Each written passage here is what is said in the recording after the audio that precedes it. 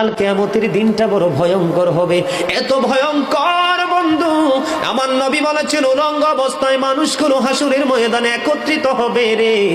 ও বন্ধু, প্রত্যেকের কবর থেকে ওই হাসুরের ময়দানটা কমপক্ষে 50,000 বছরের রাস্তা হবে রে বন্ধু।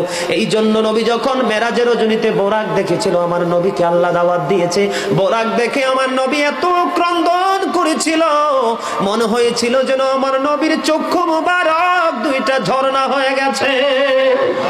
এই যুবক, কাল কিয়ামতের দিন ঘাম এত ঘামবে রে, কেউ মাজা পর্যন্ত, কেউ নাভি পর্যন্ত, কেউ বা আবার পুরো শরীর বন্ধু ঘামের নিচে ডুবে থাকবে, আবার মাথার মগজ টকবক টকবক করে উতরাইতে থাকবে রে।